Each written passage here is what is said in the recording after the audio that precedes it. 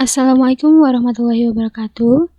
Saya Sayupiatka Putri. Pada video kali ini saya akan menjelaskan materi lanjutan sebelumnya. Materi selanjutnya yaitu macam-macam gaya. Terdapat dua macam, yaitu ada gaya interaksi dan gaya kontak. Apa itu gaya interaksi? Gaya interaksi adalah gaya yang ditimbulkan oleh suatu benda pada benda lain walaupun letaknya berjauhan. Terdapat tiga macam, yaitu gaya gravitasi, gaya listrik, dan gaya magnet. Kemudian ada yang disebut dengan medan. Medan adalah sebuah ruang yang merupakan daerah pengaruh gaya. Akibatnya, benda-benda yang berada dalam suatu medan akan mengalami gaya. Kemudian yang kedua, gaya kontak. Gaya kontak adalah gaya yang terjadi hanya pada benda-benda yang bersentuhan. Ada tiga macam, yaitu gaya normal, gaya gesekan statis, dan gaya gesekan kinetik. Yang pertama, gaya normal. Gaya yaitu gaya reaksi dari gaya berat yang dikerjakan terhadap bidang tempat benda terletak. Jadi, benda melakukan aksi dan bidang melakukan reaksi. Maka, arah gaya normal itu selalu tegak lurus dengan bidang. Di sini ada tiga gambar. Yang gambar pertama itu benda satu berada di atas bidang 2. Yang kedua itu, yang B, gaya aksi pada bidang. Yang ketiga itu, gaya reaksi pada benda. Nah, dari gambar di atas, N akan lebih besar dari 0 apabila benda menekan bidang tempat benda terletak, dan N akan sama dengan 0 apabila benda meninggalkan bidang lintasannya. Kemudian N akan kurang dari 0, tapi itu adalah hal yang tidak mungkin. Lanjut, gaya gesekan. Gaya gesekan adalah gaya yang melawan gerak relatif dua benda. Arah gaya gesekan itu selalu sejajar dengan bidang tempat benda berada dan berlawanan dengan arah gerak benda. Jadi, gaya gesekan melawan gerak, atau bisa dikatakan gaya gesek itu menghambat. Nah, ada dua macam gaya gesek. Yang pertama, gaya gesekan antara zat padat dengan zat padat. Yang kedua, gaya gesekan antara zat padat dengan zat cair. Bisa dilihat gambarnya ya.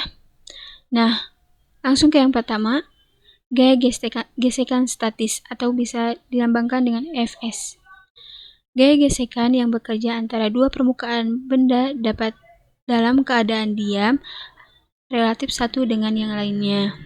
Maka ada tiga kemungkinan, yaitu pertama, Fs itu akan lebih dari Fs kurang dari mu s dikaitkan dengan N, di mana Fs adalah gaya gesekan statis, mu s adalah koefisien gesekan statis, dan N adalah gaya normal. Atau yang kedua yaitu Fs kurang dari mu s dikali dengan N. Dapat dikatakan berarti benda itu diam. Nah, yang ketiga Fs sama dengan mu dikali N. Maka benda itu bergerak. Nah, yang kedua itu ada gaya gesekan kinetik atau Fk. Gaya gesekan yang bekerja antara dua permukaan benda yang saling bergerak relatif. Rumusnya yaitu Fk kurang dari sama dengan mu k dikalikan dengan N, di mana Fk adalah gaya gesekan kinetik, mu k adalah koefisien gesekan kinetik, dan N adalah gaya normal. Di sini dapat diketahui bahwa W itu M dikalikan dengan G. Nah, jika benda ditarik dengan gaya F, tapi benda belum bergerak karena ada gaya gesekan Fs yang melawan dengan F. Jika gaya F diperbesar hingga akhirnya benda bergerak, maka gaya gesekan pada saat benda mulai bergerak adalah Fk kurang dari Fs.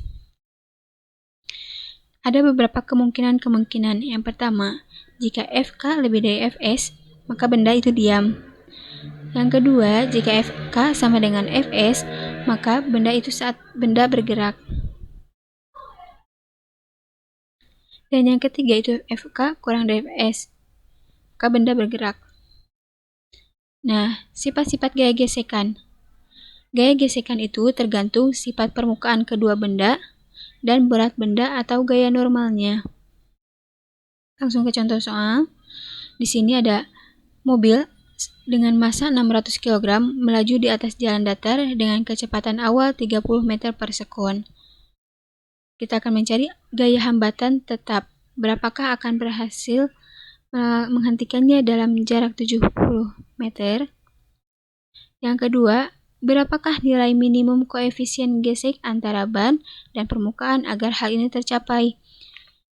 Nah, dari soal diketahui bahwa masanya adalah 600 kg, kecepatan awalnya 30 meter per sekon. Yang ditanyakan itu gaya hambatan, yaitu F. F itu rumusnya adalah M dikali A. Jadi, pertama, tentukan percepatan yang dialami mobil dari posisi bergerak ke berhenti. Nah, rumus yang digunakan adalah sebagai berikut. Setelah dihitung, hasilnya adalah A itu min 6,43 meter per sekon. Langsung memasukkan pada rumus yang tadi, di mana F adalah M dikali A. Massa dari mobil tadi adalah 600 kg. Kemudian, percepatannya adalah 6,43. Maka F-nya ada 3.860 Newton. Nah, berapakah koefisien geseknya? Masukkan pada rumus di mana F itu kan mu dari N.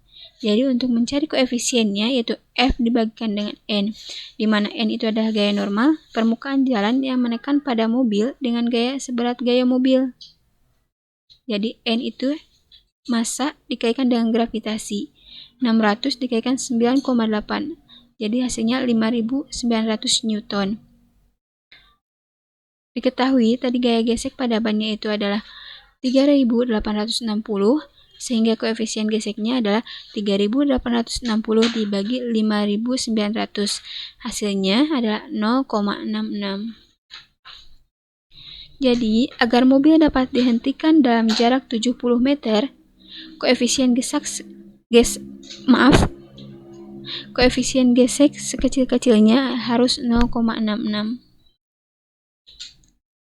Nah, lanjut ke soal kedua. Kotak dengan berat 70 kg digeser dengan gaya 400 Newton. Koefisien gesekan antara kotak dan lantai adalah 0,50 dengan keadaan kotak bergerak. Jadi, berapakah percepatan kotak? Diketahui keseimbangan arahnya itu misalkan dengan Y. Y itu sama dengan M dikali G, di mana M adalah 70 kg dan gravitasinya adalah 9,8. Maka Y adalah 686 Newton. Kita mencari gaya geseknya dengan F adalah koefisien dikalikan dengan Y. Koefisiennya diketahui dalam soal itu 0,5 dikalikan dengan Y-nya itu 686. Hasilnya 343 Newton. Maka gaya geseknya ada 343 Newton. Dari rumus ini, kita akan mendapatkan percepatan dari kotak tersebut.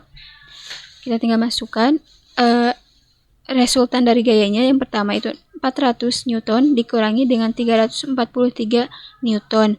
Sama dengan massanya adalah 70 kg dikalikan dengan percepatan. Maka percepatannya adalah 57, di mana 343 adalah 57, dibagi dengan 70 kg. Hasilnya adalah 0,81 meter per sekon kuadrat. Jadi, diperoleh percepatan kotak tersebut adalah 0,81 meter per sekon kuadrat. Sekian untuk materi dari saya. Materi selanjutnya akan dijelaskan di video selanjutnya. Terima kasih.